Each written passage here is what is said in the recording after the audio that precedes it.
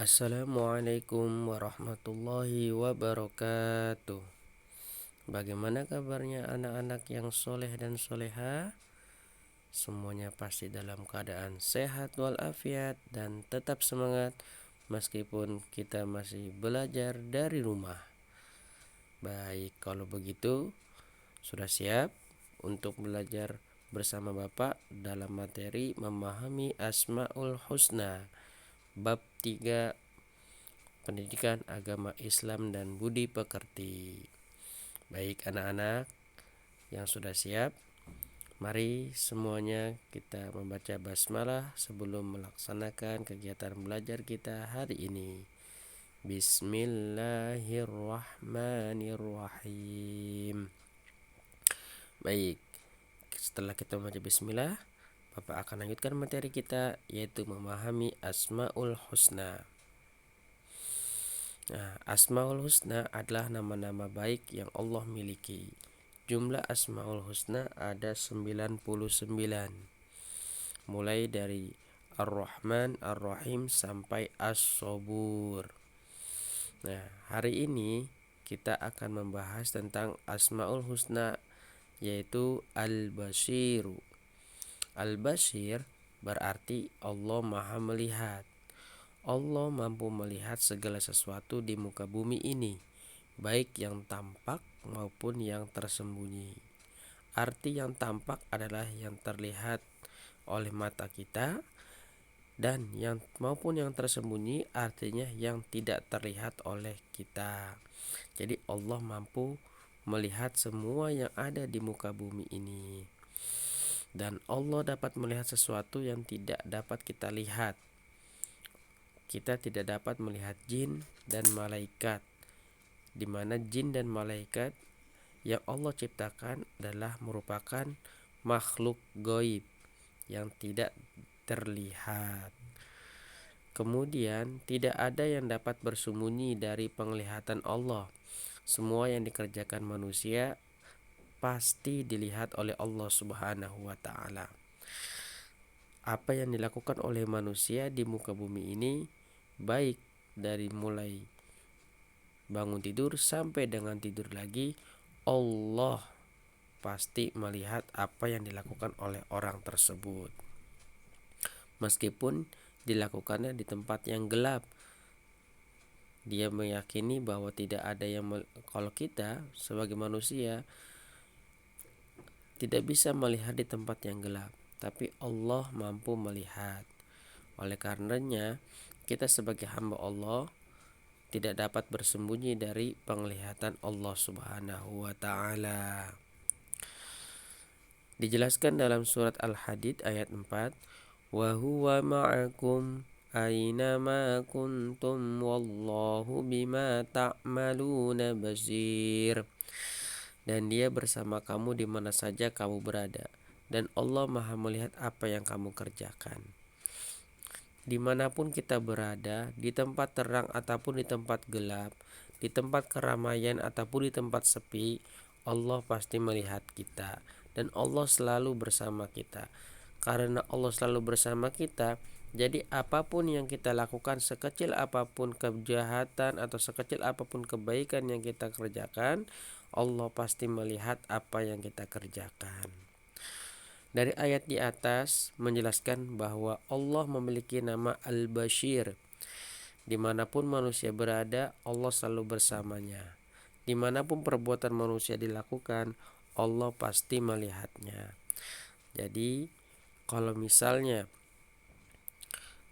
diberikan pilihan atau Bapak kasih contoh begini, siapa yang bisa memecahkan kaca ini tapi tidak ada seorang pun yang tahu? Ada yang bisa? Ya, jawabannya tidak ada yang bisa. Karena dimanapun kita mau lakukan sesuatu apapun, Allah melihat kita. Memang orang lain tidak bisa melihat kita ketika kita bersembunyi di tempat yang sepi, tapi Allah selalu melihat kita. Sehingga ketahuilah bahwa tidak ada satu perbuatan pun yang lepas dari penglihatan Allah Subhanahu wa taala. Oleh karena itu, kita sebagai manusia, sebagai makhluk ciptaan Allah, harus menghindari melakukan perbuatan yang tidak terpuji seperti mencuri, memukul, dan menjelek-jelekan orang lain. Bahwa semua itu akan dilihat oleh Allah Subhanahu wa taala meskipun kalian melakukannya di tempat yang gelap.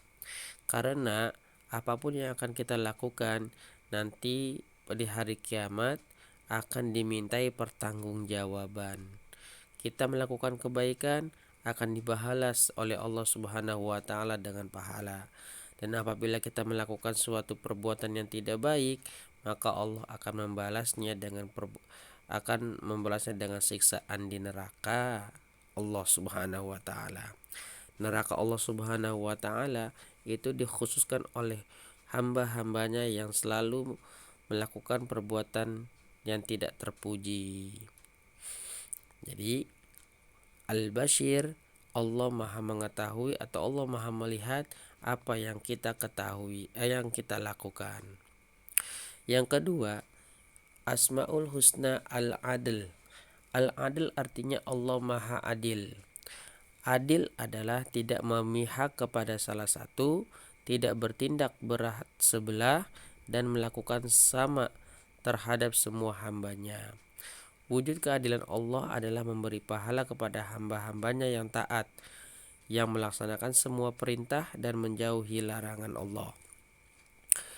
Sifat adil Allah bagi hambanya yang taat melaksanakan perintah Allah, Allah akan memberikannya pahala. Dan juga bagi hamba-hamba Allah yang tidak melakukan atau selalu melanggar perintah larangan Allah, maka Allah akan membalasnya dengan dosa atau dengan siksaan kepada hambanya yang melaksanakan sebuah maksiat atau yang dilarang oleh Allah Subhanahu wa taala. Jadi Allah itu bersifat adil. Bagi hambanya yang taat kepada Allah, Allah akan memberikan pahala. Dan bagi hambanya yang tidak taat kepada Allah, maka Allah akan memberikannya dosa. Jadi semua yang dilakukan oleh hambanya selalu Allah berikan sesuai dengan yang diusahakan oleh hambanya. Allah juga berlaku adil kepada manusia yang melakukan kejahatan. Sebab semua yang dilakukan manusia di dunia akan dimintai pertanggungjawaban di akhirat. Allah memberikan balasan berupa siksaan di neraka bagi manusia yang selalu berbuat jahat. Allah berfirman, "Wa tammat kalimatu rabbika sidqan wa adla, la mubaddila likalimatihi wa huwas samiul alim." Telah sempurnalah kalimat Tuhanmu Al-Quran sebagai kalimat yang benar dan adil. Tidak ada yang dapat merubah-rubah kalimat-kalimatnya, dan dialah yang maha mendengar lagi maha mengetahui. Oleh karena itu, Allah mengetahui segala apa yang dilakukan oleh hambanya. Siapa hambanya yang melakukan kejahatan, maka Allah akan memberikannya siksaan. Dan hambanya yang melakukan ketaatan kepada Allah, maka pahala yang akan diberikan oleh Allah kepada hambanya yang taat. Karena Allah maha mengetahui dan Allah adil. Tidak mungkin seseorang yang taat akan diberikan dosa dan orang yang tidak taat akan diberikan pahala. Jadi Allah adil. Siapa yang taat mendapatkan pahala, dan siapa yang berbuat maksiat atau berbuat jahat maka akan mendapatkan dosa. Sehingga perhatikanlah orang-orang di sekitar kalian. Siapa yang giat bekerja akan mendapatkan hasil yang banyak. Siapa yang rajin belajar akan menjadi pintar. Itu adalah bukti bahwa Allah Maha Adil. Allah senantiasa memberikan sesuatu sesuai dengan apa yang diusahakan. Jadi kalau kita ingin pintar, ingin cerdas, maka rajinlah belajar. Rajin belajar pangkal pandai ya. Rajin belajar akan menjadi pintar. Dan sebaliknya kalau kita menjadi seorang yang malas, maka malas itu pangkalnya bodoh. Mau nggak jadi anak yang bodoh? Pasti nggak mau kan?